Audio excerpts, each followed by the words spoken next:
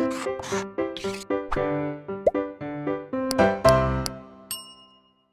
बच्चों, welcome to our study channel blueprint digital. मैं सचिन शर्मा, आपका फिजिक्स टीचर, आपका वेलकम करता हूं हमारे आज के इस लेक्चर में। आज का हमारा लेक्चर क्या है? फ्रिंज की चौड़ाई के लिए व्यंजक स्थापित करना।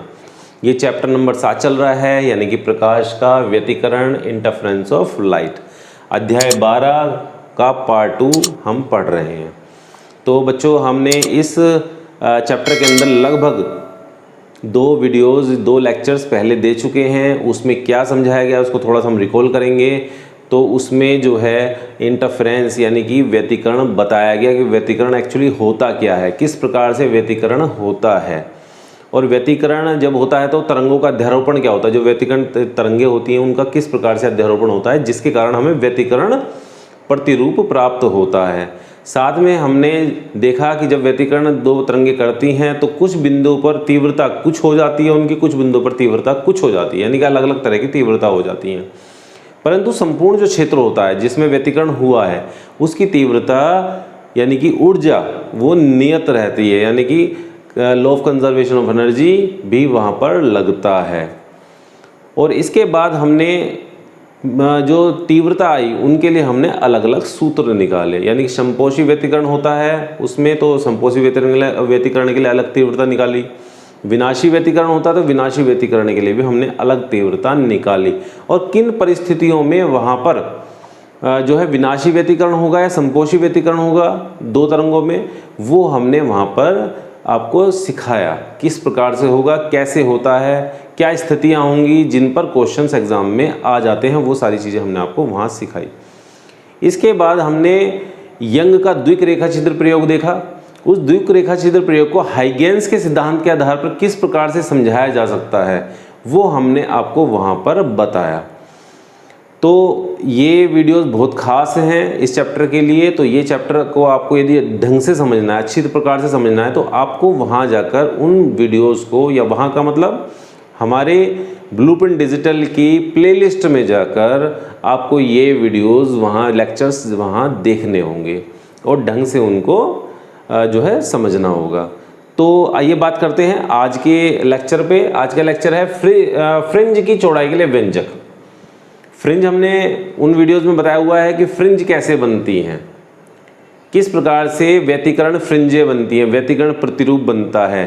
तो उसी के आधार पर एक डिमॉन्स्ट्रेशन है ये जो हम इसका प्रयोग कर रहे हैं कि किस प्रकार से बनेंगी और फ्रिंज चौड़ाई होगी क्या। तो देखते हैं कैसे करते हैं इसको। तो इसमें क्या करा गया, ये एक उपकरण लिया गया। इस उपकरण के अंदर हमने क्या कहा, माना S एक रेखा छिद्र है। S क्या है आपका, एक रेखा छिद्र हो गया। ये रेखा छिद्र हो गया। इस रेखा छिद्र को एक वर्णी प्रकाश जिसकी तरंगदैर्घ्य लैम्डा होती है, उस एक वर्णी प्रकाश से इसको प्रकाशित किया जाता है। जब हम इसे प्रकाशित करते हैं तो ये प्रकाश स्रोत की भांति व्यवहार करता है और इससे द्वितीयक तरंगिकाएं निकलना प्रारंभ हो जाती हैं। ये द्वितीयक तरंगिका कैसे निकलती है ये हम पहले के 2 लेक्चर्स में इसको समझा चुके हैं। तो द्वितीयक तरंगिकाएं निकलेंगी और जो एक वर्णी प्रकाश का स्रोत जो कहीं इधर रखा है उससे प्राथमिक तरंगिकाएं निकलेंगी। तो प्राथमिक इस पर आएंगी, ये प्रकाश स्रोत की भांति व्यवहार करेगा और ये द्वितीयक तरंगिकाएं निकालेगा। और जब ये तरंगिकाएं इस 2 रेखा छिद्र जो इसके सामने इससे आगे रखे हुए हैं, एक रेखा में 2 रेखा छिद्र S1 S2 और ले लिए हमने S1 और S2, 2 अन्य रेखा छिद्र हो गए। रेखा छिद्र को इंग्लिश में स्लिट बोलते हैं, स्लिट्स इस प्रकार से बोलते हैं, स्लिट होती हैं ये। तो ये इन दोनों की जो बीच की दूरी है वो d होती है और ये d बहुत सूक्ष्म होती है। क्या होती है? बहुत सूक्ष्म होती है। ये S1 S2 जो दूरी इन्होंने दे रखी है S1 S2, ये d दूरी होती है और ये बहुत छोटी दूरी होती है, यानी कि कुछ मिलीमीटर्स में दूरी होती है। तो ये बहुत छोटी दूरी होती है और जब ये प्रकाश तरंगिकाएं इस पे पड़ती हैं तो ये S1 S2 भी प्रकाश स्रोत बन जाते हैं और इनसे भी क्या निकलेंगी, द्वितीयक तरंगिकाएं इनसे भी निकलने चालू हो जाती हैं। आप कहेंगे कि द्वितीयक तरंगिका तो इससे निकली थी, इससे तो तृतीयक होनी चाहिए। नहीं, इनको भी द्वितीयक तरंगिकाएं ही जो है हाइगेंस ने कहा था। तो द्वितीयक तरंगिकाएं इनसे निकलती हैं, तो ये तरंगिकाएं व्यतिकरण करती हैं और डी दूरी पर स्थित व्यतिकरण फ्रिंजेस बनाती हैं। तो किस प्रकार से फ्रिंजेस बनेगी वो देखते हैं। तो हम कहते हैं कि C जो है S1 और S2 का क्या है, मध्य बिंदु है। यानी कि C हमने क्या कहा, C मध्य बिंदु है। मध्य बिंदु किसका, S1 S2 का मध्य बिंदु है, ये मध्य बिंदु हो गया। और हम कहते हैं CO जो है, ये CO S1 S2 का लंबार्धक है। CO क्या है, लंबार्धक, लंबार्धक है किसका, S1 S2 का, S1 S2 का ये लंबार्धक है। जो ये लंबार्धक CO होता है ये पर्दे को बिंदु O पर स्पर्श करता है और हम कहते हैं कि S1 और S2 से चलने वाली तरंगिकाएं व्यतिकरण करती हुई P बिंदु पर पर्दे पर टकराती हैं। और हम कहते हैं S1 S2 जो हमारे प्रकाश स्रोत हैं उनसे चलने वाली तरंगिकाएं व्यतिकरण करती हुई P पर टकराती हैं, जो कि पर्दे पर P बिंदु है। और इस P बिंदु की दूरी O से कितनी है, x सम ली गई है। कितनी ली गई है, x सम ली गई है। तो ये यहाँ पर व्यतिकरण करती हुई इस बिंदु पर टकराती हैं और यहाँ पर क्या बन जाती है, व्यतिकरण फ्रिंजेस बन जाती हैं। अब हम कहते हैं कि जो पर्दे पर P बिंदु है इसको S1 S2 के मध्य बिंदु से मिलाया जाता है और S1 से S2P पर एक लंब डाला जाता है। क्या डाला जाता है, लंब डाला जाता है। जो लंब होगा तो क्या करेगा, ये 90 डिग्री का यहाँ पर कोण बनाएगा। ठीक है, तो इस प्रकार से ये हम लेते हैं। अब इसके बाद हम बात करते हैं पथांतर की। तो अब हम कहते हैं कि जो स्रोत S1 है तो S1 से जो तरंगिका चलेगी वो P पर पहुंचेगी, यानी कि S1P। और जो S2 से तरंगिका चलेगी वो कौन सी दूरी तय करती है, S2P दूरी तय करती है। तो इनके बीच जो दोनों तरंगिकाएं पहुंची इनके बीच पथांतर कितना है, तो पथांतर को हम लिखेंगे, पथांतर दोनों किरणों के बीच बराबर S2P माइनस S1P, क्योंकि आपको दिखने में लग रहा होगा कि S2P लंबी है। अब हम कहते हैं कि S1 और S2 जो है बहुत निकट है, बहुत समीप है, यानी कि जो D दूरी है बहुत छोटी है, यानी कि कुछ मिलीमीटर की दूरी होती है ये, यानी कि बहुत पास पास ये स्लिट होती हैं, यानी कि रेखा चित्र कहाँ होते हैं, बहुत पास पास होते हैं।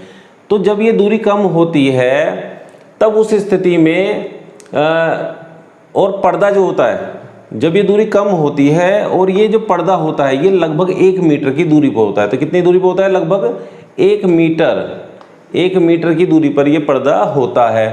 तब इस स्थिति में जो यहाँ पर जो दृश्य क्षेत्र बनता है, यानी कि फ्रिंज बनती है यहाँ पर, वो फ्रिंज का दृश्य क्षेत्र का विस्तार जो होता है वो भी बहुत छोटा होता है, यानी कि वो भी कुछ मिलीमीटर का ही होता है। तो इस स्थिति में P बिंदु O बिंदु के नज़दीक आ जाता है। हम कह सकते हैं कि S1P, CP और S2P तीनों जो दूरियां होंगी, यानी तीनों जो रेखाएं होंगी वो समांतर होंगी। यानी कि क्या, यह क्या आ गया, S1P, CP और S2P ये क्या हो जाती हैं, समांतर हो जाती हैं। क्या मान लिया हमने इन्हें, समांतर मान लिया इन्हें हमने। और P किसके पास आ गया था, O के पास आ गया था। तो ये CP बराबर CO लगभग ये बराबर हो जाते हैं। तो इस स्थिति में हम क्या कहते हैं, CP बराबर CO हो जाता है। और फिर हम कहते हैं यहाँ पे कि ये जो हमने लंब डाला था यहाँ पर जो कोण बनता है वो थीटा बनता है। जब यहाँ थीटा बनेगा तो ये दूसरा जो कोण, ये जो इस और इसके बीच में बनता है, यानी CP और CO के बीच में, ये भी बहुत छोटा होता है और ये लगभग बराबर होते हैं। तो थीटा ये लिया हमने और थीटा ही हमने ये ले लिया। तो हमने क्या कहा, S2 S1A एंगल जो है यानी कोण S2 S1A बराबर थीटा, और इसी तरह से PCO कोण ये भी थीटा होता है, कोण PCO बराबर ये भी थीटा ले लेते हैं इसको अब हम। ठीक है, अब इसके बाद आती है बात, इनको समरूप त्रिभुज हम यहाँ पर लेंगे। तो समरूप त्रिभुज कौन कौन से लेंगे, हम यहाँ कहते हैं समरूप त्रिभुज S2 S1A यानी कि ये त्रिभुज पूरा, और ये CPO ये जो त्रिभुज है, इन दोनों त्रिभुजों को हम समरूप त्रिभुज यहाँ मान सकते हैं। तो हमने क्या लिया, त्रिभुज S2 S1A, त्रिभुज S2 S1A व त्रिभुज CPO, त्रिभुज CPO में क्या होगा? अब आप ये देखो, जब ये 90 का कोण बन रहा है तो ये क्या है? ये तो आपका कर्ण हो गया, इसको आप लंब लो और इसको आप आधार लो, क्योंकि थीटा के सामने का वो क्या होगा? थीटा के कोण के सामने की जो भुजा होती है वो लंब होती है और ये क्या होती है? आधार होती है। इसी प्रकार जो 90 डिग्री के सामने की भुजा होती है वो क्या होती है? वो कर्ण होती है त्रिभुज के अंदर। इसी प्रकार से ये आप देखोगे CPO, तो ये लंब है, ये आधार है और ये 90 डिग्री, यहाँ भी 90 डिग्री बनता है, तो ये भी क्या होगी? CP भुजा क्या होगी? ये भी आपकी कर्ण होगी। तो हमने क्या लिया? OP बटे CP, OP बटे CP बराबर, तो लंब कौन सी है इस त्रिभुज के अंदर? S2A, और कर्ण कौन सी है? ये, तो S2A बटे S1 S2, क्या आगे बराबर? S2A बटे S1 S2। एक चीज़ आपकी बतानी रह गई थी कि जब ये काफ़ी समीप माने गए हैं कि काफ़ी करीब होते हैं, काफ़ी निकट होते हैं, तब उस स्थिति में जो ये S2P और S1P का जो अंतर होता है वो S2A के बराबर होता है। किसके होता है? S2P माइनस S1P जो था उसका अंतर S2A के बराबर होता है। यानी कि इस स्थिति में जो पथांतर हो जाता है हमारा वो S2A हो जाता है। S2P माइनस S1P का पथांतर क्या किसके बराबर हो जाता है? S2A के बराबर हो जाता है। मैंने आपको बताया था कि जब P बिंदु O के काफ़ी निकट होता है तो CP बराबर CO ले सकते हैं, ये हमने ले लिया था यहाँ पे, तो CP की जगह CO रख दो। तो ये यहाँ पे इसको मैं हल करता हूँ यहाँ पे इधर, तो इधर क्या आता है? OP बटे CP की जगह CO आ गया बराबर S2A, S2A आपका S2 ऐसे कैसे रख दो अभी, और ये S1 S2, अब इनके मान रख दो। तो OP कितना है हमारा? OP की क्या दिया हुआ है? XM दिया हुआ है, XM बटे CO क्या है हमारा? CO आपकी D दूरी है, ये वाली D, कैपिटल D, और बराबर S2A का मतलब यानी कि ये दूरी हमें निकालनी है, क्योंकि ये पथांतर है हमारा, यानी कि S2A जो रखा हुआ है वहाँ पे S2A, ये ऐसे कैसे रख दिया हमने? S1 S2, यानी कि ये दूरी कितनी है? स्मॉल d, तो स्मॉल d S1 S2 कितनी है? स्मॉल d है ये, इस तरह से। तो S2A निकाल दो आप इसका, तो S2A बराबर ये ऊपर चला जाएगा XMD बटे D, और इस प्रकार से हमारा ये पथांतर का सूत्र आ जाएगा। बच्चों, अब हम दीप्त फ्रिंजों की स्थिति ज्ञात करते हैं, पोजीशन ऑफ ब्राइट फ्रिंजेस। तो हम ये कहते हैं कि जो ये चित्र बनाया हुआ है, चित्र के अंदर S1 और S2 से O की दूरी जो है समान है, S1O और S2O जो है वो समान है। तो इस स्थिति में क्या होगा कि जब S1 से कोई तरंग चलेगी और O तक पहुंचेगी, S2 से कोई तरंग चलेगी और O तक पहुंचेगी, तो ये समान दूरियां तय करेंगी, यानी कि इन दोनों का पथ जो होगा वो समान होगा। यानी कि पहले तो हम ये सूत्र लिख लेते जो हमने अभी निकाला है, यानी कि हमने क्या निकाला था? पथांतर निकाला था अभी। तो S2A बराबर XMD बटे D, ये हमने सूत्र निकाला था। तो मैंने क्या कहा कि S1O S2O के बराबर होगा, S1O जो होगा वह S2O के बराबर, यानी कि जो यहाँ से तरंग चलेगी वो O तक पहुँचेगी, S2 से चलेगी O तक पहुँचेगी, और ये समान पथ तय करेंगे, यानी कि बराबर पथ तय करेंगी। तो इसका मतलब यहाँ क्या बनेगी? यहाँ पर दीप्त फ्रिंज बन जाएगी, यानी कि केंद्रीय फ्रिंज बन जाएगी। कि तो ऊपर क्या बन गई? ऊपर केंद्रीय फ्रिंज अथवा शून्यवे क्रम की दीप्त फ्रिंज बन जाएगी। और ये क्यों बन जाएगी? क्योंकि जब ये दूरियां बराबर हैं, यहाँ से यहाँ तक तरंग चल रही है, यहाँ से तरंग चल रही है, दूरियां बराबर हैं, तो तरंगों के बीच में कोई पथांतर नहीं है और ना ही कोई कलांतर है। तो समान पथ है उनका, एक बराबर पथ है, तो कोई पथांतर नहीं, और इसी प्रकार से कलांतर भी इनमें कोई नहीं होगा। तो क्या आ गया? दीप्त फ्रिंज। यहाँ पर ऊपर क्या बन गई? दीप्त फ्रिंज हमारी बन गई। तो मैं इसे क्या लिख सकता हूँ? केंद्रीय फ्रिंज। इसी प्रकार हम कहते हैं कि P पर, जो बिंदु P है, इस पर mवें क्रम की दीप्त फ्रिंज बनती है। तो मैंने क्या मान लिया? माना बिंदु P P पर mवें क्रम की दीप्त फ्रिंज बनती है। तो जब P पर mवें क्रम की दीप्त फ्रिंज बनेगी तब उस स्थिति में हमें ये xm निकालना है, यानी कि केंद्रीय फ्रिंज से इस mवें क्रम की दीप्त फ्रिंज की दूरी निकालनी है। और जो यहाँ पर जो तरंगे पहुँचेंगी, यहाँ से दोनों रेखा छिद्रों से जो तरंग यहाँ पहुँचेंगी उनके बीच में जो पथांतर होगा वो m लैम्डा होगा, क्योंकि ये कौन से क्रम की फ्रिंज है, mवें क्रम की फ्रिंज है। तो इस यहाँ तक जो तरंगे पहुँचेंगी उसमें कितना पथांतर होगा, m लैम्डा। तो P पर पहुँचने वाली तरंगों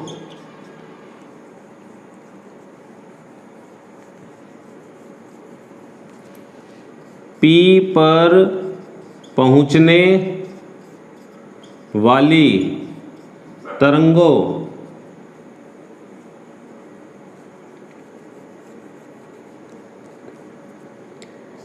P पर पहुँचने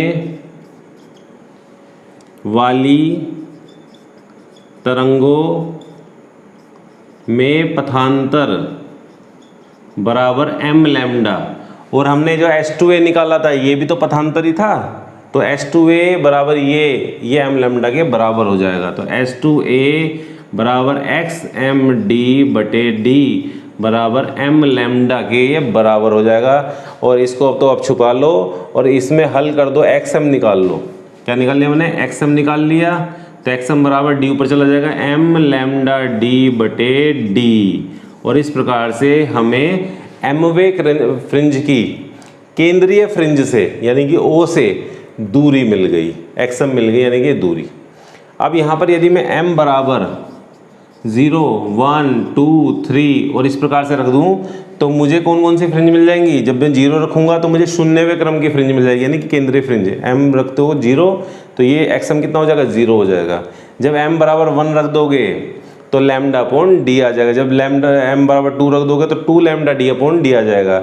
यानी कि इन दूरियों पर कौन कौन सी फ्रिंज बन जाएंगी, कौन सी बन जाएगी, केंद्रीय फ्रिंज प्राप्त होगी। यानी 0 रखने पर पहली, 1 रखने पर दूसरी, 2 रखने पर और तीसरी आदि दीप्त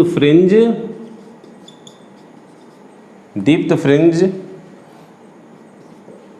की दूरी प्राप्त हो जाएगी। तो इस प्रकार क्या हो गई, इन फ्रिंजों की दूरी यहां से प्राप्त हो गई। अब देखते हैं अदीप्त फ्रिंजों की स्थिति कैसे बनती है। बच्चों अब देखते हैं अदीप्त फ्रिंजों की स्थिति कैसे प्राप्त होती है। अदीप्त फ्रिंजों को डार्क फ्रिंजेस हम बोलते हैं। तो इनकी स्थिति कैसे बनेगी, हमने अभी जो पथांतर H2A का सूत्र निकाला था वो क्या था, उसको लिख लो दोबारा से। H2A बराबर xmd/d सूत्र निकाला था हमने। अब हम ये कहते हैं कि यहाँ पर दीप्त फ्रिंज ना मानकर यहाँ पर अदीप्त फ्रिंज मान लो। क्या मान लो, अदीप्त। तो हम कहते हैं 0वें फ्रिंज जो है, 0वीं दीप्त फ्रिंज जो है यानी केंद्रीय फ्रिंज जो है, ये ध्यान रखना आपको जरूरी है कि ये हमेशा दीप्त ही बनेगी, केंद्रीय फ्रिंज होगी, क्योंकि यहाँ पर कोई पथांतर और कलांतर नहीं था। तो इस दीप्त फ्रिंज यानी कि केंद्रीय फ्रिंज से mवें क्रम की अदीप्त फ्रिंज की दूरी, तो हम कहते हैं माना P पर mवें क्रम की अदीप्त फ्रिंज बनती है। तो जो P पर जो तरंगे यहां से S1 S2 से पहुंच रही हैं उनमें जो पथांतर होगा वो किसके बराबर होगा, वो होगा 2m-1 λ/2 के। तो जो पथांतर तरंगों में होगा, जो P पर तरंगे पहुंचेंगी उनमें जो पथांतर होगा वो 2m-1 λ/2 होगा। और ये हम जो है इसी चैप्टर में शुरुआत में बता चुके हैं। तो आपको इसी वजह से मैं कह रहा हूँ कि आप पुराने लेक्चर्स भी जाकर देखिए। तो पथांतर कैसे निकल गया, 2m-1 λ/2, क्योंकि वहाँ विनाशी व्यतिकरण बताया था हमने। विनाशी व्यतिकरण में इसी प्रकार से रखा जाता है। तो पथांतर बराबर 2m-1 λ/2। ये हमने पथांतर ले लिया, पथांतर वैसे है क्या x2a, ये भी पथांतर था, तो इसके इसे बराबर रख दो, तो आगे s2a बराबर xmd बटे d बराबर 2m-1 लैम्डा बटे 2। इसको छुपा लो और इसको हल कर लो, तो xm मुझे दूरी निकालनी है, केंद्रीय फ्रिंज से दूरी कितनी होगी इस अदीप्त फ्रिंज की, जो कि mवें क्रम की है। तो xm निकाल लिया मैंने, d ऊपर चला जाएगा, 2m-1 लैम्डा बटे 2 और ये d, 2m-1 lambda d upon 2 इस प्रकार से आ जाएगा, और d ये स्मॉल d भी है, ये स्मॉल d नीचे आ जाएगा यहाँ पे। अब यहाँ पर m बराबर 1 2 3 4 इस प्रकार से रखने पर जब आप 1 रखोगे इसमें तो 2 मल्टीप्लाई 1 तो कौन सी आ गई 2, 2 में से गया 1, तो लैम्डा d अपॉन 2d दूरी पर हमें अदीप्त फ्रिंज मिल जाएगी, यानी कि पहली अदीप्त फ्रिंज हमें कहाँ मिल जाएगी, लैम्डा d अपॉन 2d दूरी पर। और इस पर जब 2 रखोगे तो 2 2 जा 4, 4 में से 1 गया 3 लैम्डा d बटे 2d, यानी इस पर हमें क्या मिल जाएगी, दूसरी मिल जाएगी। इस पर अगर जब 3 रखेंगे तो 3 दूनी 6, 6 में से गया 5 लैम्डा d बटे 2d दूरी पर हमें तीसरी अदीप्त फ्रिंज मिल जाएगी। तो इस प्रकार m बराबर 1 2 3 रखने पर हमें पहली, दूसरी, तीसरी और इसी प्रकार से आदि फ्रिंजें, कौन सी फ्रिंजें, अदीप्त फ्रिंजें, अदीप्त फ्रिंजों की स्थिति प्राप्त हो जाती है। तो स्टूडेंट बहुत अच्छी तरह से ये समझाया जा रहा है, इसको बहुत अच्छी तरह से वीडियो को समझना, थोड़ा बहुत कहीं दिक्कत आई है तो पीछे रिवाइंड करके भी आप देख सकते हो इसको। बच्चों अब हम देखते हैं दीप्त फ्रिंज की चौड़ाई कैसे निकलती है। अब तक हमने देखा दीप्त फ्रिंज कैसे बनती है, उनका पथांतर क्या था, और उसमें हमने फिर xm निकाल लिया था। इसी प्रकार अदीप्त फ्रिंज के लिए भी देखा हमने। अब हम देखते हैं दीप्त फ्रिंजों की चौड़ाई कैसे निकलती है। जो दीप्त फ्रिंज यहाँ पर बन जाएंगी उस पर उनकी चौड़ाई कैसे निकलेगी, तो उस चौड़ाई को निकालने के लिए हमने एक यहाँ पर चित्र बना लिया है, जो कि आपको दिखाई दे रहा है कि ये काली फ्रिंज है यानी कि अदीप्त फ्रिंज है, और इसके बीच में क्या है, ये यहाँ पर क्या है, दीप्त फ्रिंज है। ये फिर काली फ्रिंज आ गई, फिर दीप्त फ्रिंज, काली फ्रिंज, दीप्त फ्रिंज, फिर काली फ्रिंज यानी कि अदीप्त फ्रिंज, फिर दीप्त, फिर अदीप्त, फिर दीप्त और फिर अदीप्त, फिर ये क्या आ गई आपकी, दीप्त और फिर अदीप्त। तो केंद्रीय फ्रिंज कौन सी होती है, इन सारी फ्रिंजों के बीच की जो फ्रिंज होगी वो भी जो आपकी दीप्त होगी वो फ्रिंज क्या कहलाती है, केंद्रीय फ्रिंज कहलाती है। और किसी भी दो फ्रिंजों के जो मतलब एक जो पूरी फ्रिंज है उनके बीच की जो दूरी होगी वो हमें W से हम उसको प्रदर्शित करते हैं, और वो क्या होती है, फ्रिंज की चौड़ाई होती है। यानी कि दो काली फ्रिंजों के जो बीच की दूरी होगी, यानी कि दो अदीप्त फ्रिंज के जो बीच की दूरी होगी, यानी कि ये भी W होगी, और जो दो दीप्त फ्रिंजों के जो बीच की दूरी होगी, यानी कि ये इन दो फ्रिंजों के जो बीच की दूरी होगी वो हमें अदीप्त की चौड़ाई बताती है। तो दीप्त फ्रिंजों की चौड़ाई के लिए ये फिर हमने थोड़ा सा कुछ लिख दिया है। इसमें क्या है, किन्हीं दो क्रमागत दीप्त अथवा अदीप्त फ्रिंजों के बीच की दूरी को फ्रिंज की चौड़ाई कहते हैं, इसे W से प्रदर्शित। तो हम क्या कहते हैं, यदि हमने मान लिया MV तथा M+1V दीप्त फ्रिंजें मान ली, पहली MV मान ली और दूसरी क्या मान ली, M+1V, यानी कि MV यहाँ तक ली थी हमने ये दीप्त फ्रिंज, हमने एक बढ़ाकर और ले ली M+1V और ले ली, ये तो MV क्रम की थी तो MV फ्रिंज हो गई ये, और जब हम इसे एक ऊपर और ले लेंगे तो वो क्या हो जाएगी, M+1V फ्रिंज हो जाएगी। और हम कहते हैं कि यहाँ केंद्रीय फ्रिंज बन रही है तो केंद्रीय फ्रिंज से दूरी इसकी निकाल लो और केंद्रीय फ्रिंज से दूरी M+1V की निकाल लो, तो क्या कितनी होंगी वो निकालते हैं। तो हमने क्या निकाला, XM बराबर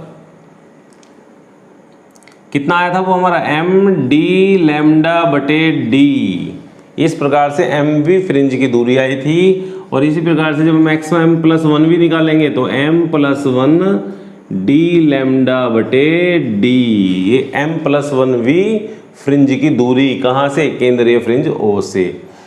और यदि हम कहें कि अब MV और M+1V फ्रिंज के बीच की दूरी निकालनी हो तो इसमें से इसे घटा दो, तो हम क्या कहेंगे, M व m+1 v फ्रिंजों के बीच की दूरी, जो के बीच की दूरी कैसे निकलेगी? xm+1 में से xm आपको माइनस करना है, तो ये आ जाएगा m+1 d लैम्डा बटे d में से m d लैम्डा बटे d, तो m d लैम्डा बटे d। अब आप देखो m d लैम्डा बटे d इसमें भी है और इसमें भी है, तो इसको थोड़ा सा खोल दो, तो ये कितना आ जाएगा? m d लैम्डा बटे d प्लस इसकी अंदर गुणा हो गई, फिर प्लस ये वाला प्लस लिख दिया मैंने, फिर इसकी यहाँ गुणा हो जाएगी, तो d लैम्डा बटे d आ जाएगा। इसी प्रकार ये वाला लिख दो m d लैम्डा बटे d। अब आप देखोगे ये और ये माइनस का और ये प्लस का कट गया, क्या बचा? d लैम्डा बटे d, और ये दो फ्रिंजों के बीच की दूरी है, इसका मतलब क्या है? ये w है। क्या ले रखी है हमने? w ले रखी है, यानी कि दीप्त फ्रिंज की चौड़ाई हमें प्राप्त हो गई यहाँ से। इसी प्रकार हम अदीप्त फ्रिंज की चौड़ाई भी देखते हैं, वो कैसे निकलती है। तो अब हम देखते हैं अदीप्त फ्रिंज की चौड़ाई कैसे निकालते हैं, यानी कि विड्थ ऑफ डार्क फ्रिंजेस। तो अब हम कहते हैं कि केंद्रीय फ्रिंज O से MV माना एक MV अदीप्त फ्रिंज मान ली, और इसी प्रकार दूसरी क्या मान ली? m+1v अदीप्त फ्रिंज की O से दूरी क्रमशः xm डैश ले लो इसे, क्योंकि हमने xm कहाँ लिया था? जो हमने दीप्त निकाली थी तब उसमें हमने xm माना था, तो इसमें xm डैश ले लिया। और इसी प्रकार से m+1 के लिए xm+1 डैश हैं। तो माना mv अदीप्त फ्रिंज और m+1v अदीप्त फ्रिंज की O से, यानी केंद्रीय फ्रिंज से दूरी कितनी है? xm डैश व xm डैश ये है। और हमने पीछे जब सूत्र निकाला था xm का, तो xm हमने अदीप्त के लिए क्या निकाला था? तो xm डैश कितना हो गया? 2m-1 लैम्डा d बटे 2d, ये हमने सूत्र निकाला था, पीछे आप रिवाइंड करके देख सकते हो। तो xm डैश इतना आ गया, तो xm+1 डैश कितना आएगा? 2m, और m की जगह हमने क्या लिख दिया? +1, यानी कि जो +1v हम निकाल रहे हैं, -1 और लैम्डा d बटे 2d। इस प्रकार से हम इसे रख सकते हैं। इसे थोड़ा सा खोल लो, सोल्व कर लो हल्का सा। इसे क्या सोल्व करोगे इसे?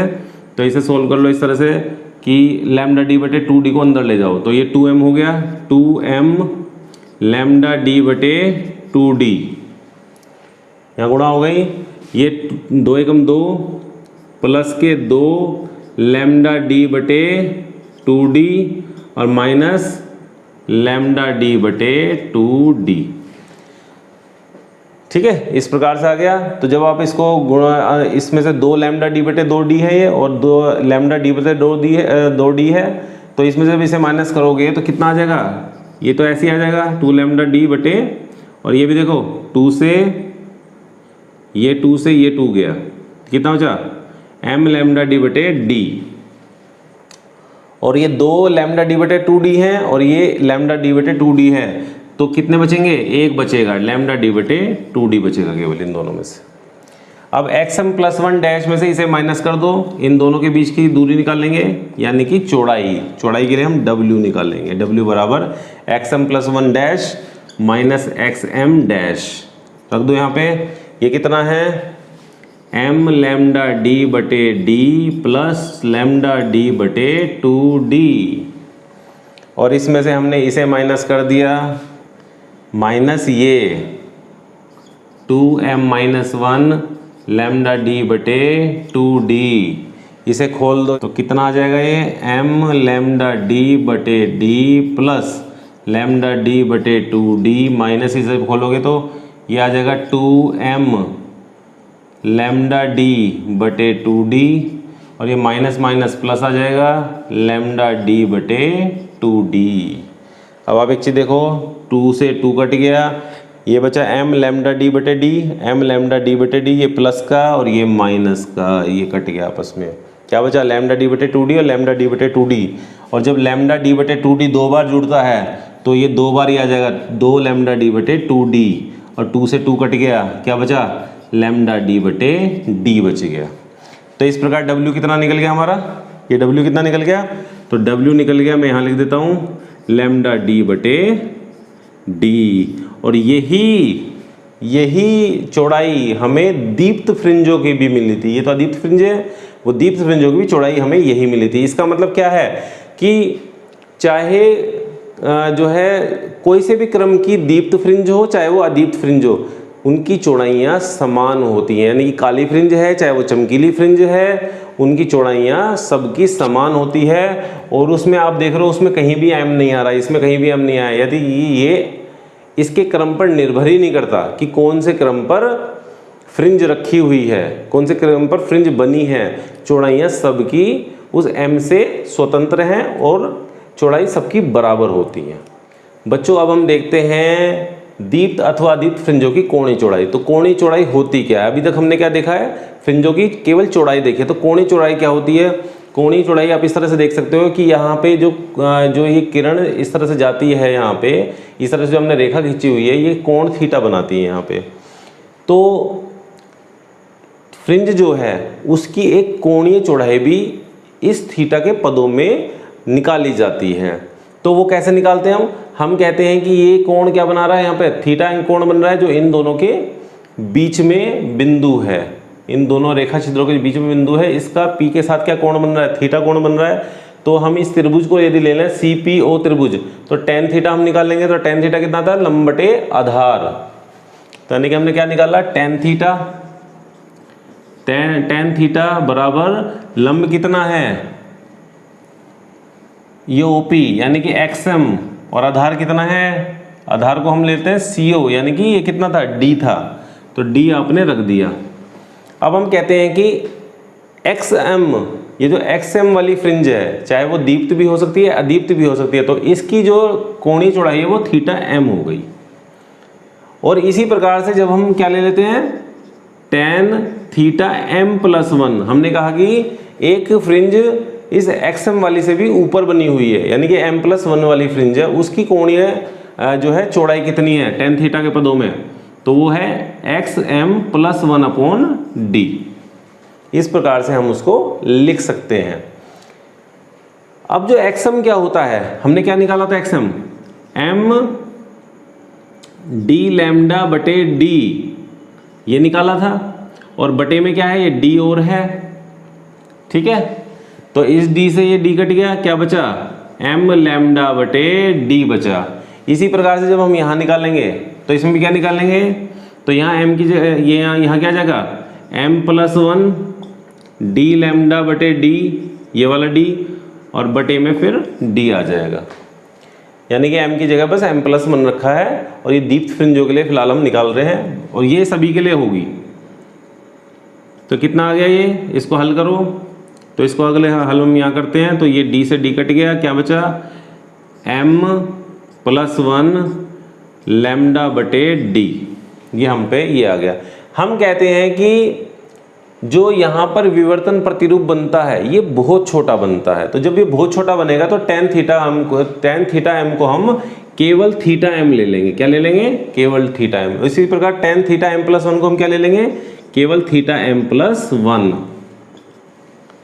और हम क्या कहेंगे, अब इन दोनों के बीच में दूरी, ठीक है, इन दोनों के बीच में दूरी, यानी कि हमने क्या कहा, theta m plus 1 minus theta m, यानी कि कोणीय चौड़ाई निकल रही है इसकी, यानी कि क्या निकल रही है, फ्रिंज की कोणीय चौड़ाई, फ्रिंजों की कोणीय चौड़ाई। तो एक फ्रिंज में से दूसरी फ्रिंज घटा रहा हूं, जो ऊपर की फ्रिंज है उसमें से नीचे की फ्रिंज को माइनस किया जा रहा है। तो कितना आ गया, इसमें से इसे माइनस कर दो, m प्लस 1 लैम्डा बटे d माइनस m लैम्डा बटे d। इसको खोल दो ब्रैकेट को, m लैम्डा बटे d प्लस लैम्डा बटे d माइनस m लैम्डा बटे d। और ये देखो ये कट गया, ठीक है, माइनस का था प्लस का था, बचा क्या, बचा आपका लैम्डा बटे d। इस प्रकार से इनके बीच की दूरी आपको, यानी कि theta m+1 minus theta m, ये आपकी कोणीय चौड़ाई है। और कोणीय चौड़ाई को आप केवल थीटा भी लिख सकते हो। तो थीटा कितना मिल गया, कोणीय चौड़ाई λ/d मिल गया आपको, λ/d। और हमने वहाँ क्या देखा था, वहाँ चाहे वो अदीप्त फ्रिंज हो चाहे वो दीप्त फ्रिंज हो, उस स्थिति में जब हमने चौड़ाई निकाली थी केवल, तो वो समान आई थी। इसी प्रकार से ये दीप्त फ्रिंज के लिए हमने रखा था सूत्र ये वाला md λ/d। तो ये जब हम अदीप्त के लिए भी रखेंगे तो उसका निकल के यही आएगा। तो दोनों ही स्थितियों में, चाहे वो दीप्त हो चाहे अदीप्त फ्रिंज हो, उनकी कोणीय चौड़ाई क्या होगी, बराबर होगी। अब हम इस पर एक छोटा सा न्यूमेरिकल देख लेते हैं। तो न्यूमेरिकल जनरली आ जाता है। बच्चों एक अंकित प्रश्न दिया हुआ है जिसमें कहा हुआ है 2 झिर्रियाँ यानी कि रेखा छिद्र, जो कि स्लिट्स भी बोलते हैं हम इंग्लिश में, 1 मिलीमीटर दूर रखी गई हैं यानी बनाई गई, और पर्दे को कहाँ रखा गया, 1 मीटर दूरी पर रखा गया है। फ्रिंज अंतराल कितना होगा, फ्रिंज अंतराल का मतलब है फ्रिंज की चौड़ाई। जबकि 500 नैनोमीटर तरंग दैर्घ्य का नीला हरा प्रकाश प्रयोग में लाया जाता है, यानी कि तरंग दैर्घ्य जो प्रकाश की ली जाती है वो क्या ली जाती है, 500 नैनोमीटर। तो इसको हम हल करते हैं यहाँ पर। तो हल करने में क्या है इसका, तो सूत्र क्या होता है, जो फ्रिंज अंतराल का सूत्र क्या होता है, फ्रिंज अंतराल यानी कि W बराबर λ/d, यही होता है। तो इसमें लैम्डा कितना है हमारे पास में, 500 नैनोमीटर। तो 500 नैनोमीटर, नैनोमीटर को मीटर में बदल दो, तो मीटर में जब बदलोगे 10⁻⁻9 मीटर होता है। कितना होता है, 10⁻9 मीटर। और डी दूरी दी हुई है, 1 मीटर दूरी दी हुई है आपको। तो 1 मीटर मैंने यहाँ रख दिया बटे ये स्मॉल d, यानी कि झिर्रियों के बीच की दूरी कितनी है, 1 मिलीमीटर। तो 1 मिलीमीटर में कितने मीटर होते हैं, 10⁻³ मीटर होते हैं 1 मिलीमीटर में। 1 मिलीमीटर व 10⁻³ मीटर। तो 10⁻³ ऊपर चल जाएंगे तो कितना हो जाएगा, 500 × 10⁻9 × 10⁻3। 1 मीटर से 1 मीटर कट जाएगा, क्या बचेगा, केवल 1 मीटर बचेगा ये वाला। अब यहाँ देखो 3 घात, ये माइनस की थी, ऊपर जाकर कैसे हुई, प्लस की हो गई। 3 घात ये और 2 जीरो यहाँ लग रही है, यानी कि 5 घात हो गई। 10 की कितनी होगी, 5 घात। तो कितना बचा, 5 अकेला बचा, 10⁻⁻9 बची, और 3 और 2 5 घात प्लस की, इस प्लस की घात यहाँ जुड़ गई। तो 9 में से 5 गए 4, तो 5 × 10⁻⁻4 कितना आ गया, मीटर आ गया। और वापस मैं इसे मिलीमीटर में बदलना चाहूँ तो मिलीमीटर के लिए मैं क्या करूँगा, 1 मीटर में कितने मिलीमीटर, 10⁻3 मिलीमीटर, यानी कि मिलीमीटर में इसे बदल दिया। तो कितना आ गया, 5 × 10⁻⁻1 मिलीमीटर। और ये मैं 10⁻⁻1 हटा दूं तो ये कहाँ चला जाएगा, दशमलव में यहाँ पर। तो इतना मिलीमीटर। तो इस प्रकार से हम फ्रिंज अंतराल निकाल सकते हैं। फ्रिंज अंतराल मतलब फ्रिंज की चौड़ाई, चाहे वो दीप्त फ्रिंज हो चाहे अदीप्त फ्रिंज हो, ये फॉर्मूला रखकर हम निकाल सकते हैं। तो बच्चों आज का लेक्चर आपको कैसा लगा, यदि लेक्चर आपको अच्छा लगा है तो लाइक शेयर और सब्सक्राइब करने में कंजूसी ना करें, इसे आप सब्सक्राइब कर दें।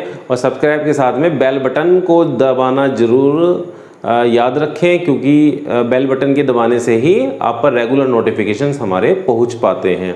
तो इसके साथ में पुरानी वीडियोस जो भी हैं वो भी आप लगातार उनको देखते रहिए, ताकि आपके एग्ज़ाम की तैयारी अच्छे से हो जाए। नेक्स्ट वीडियो मिलते हैं, तो नेक्स्ट वीडियो में देखते हैं आगे क्या आता है इसमें। तो ये अभी चैप्टर ये बाकी है, अभी चैप्टर में काफ़ी कुछ है जो समझाना बाकी है।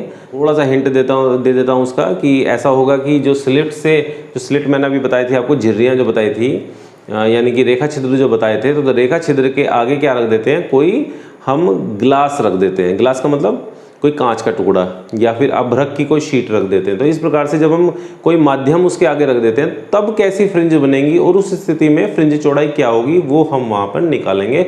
उस पर आधारित प्रश्न भी देखेंगे, जो कि एग्जाम में उस तरह के प्रश्न आते ही आते हैं। लगभग यदि इस चैप्टर से क्वेश्चन आएगा तो उस तरह का प्रश्न जरूर आएगा। तो ये आपको करना है। तो continue with us and stay safe at home. Thank you.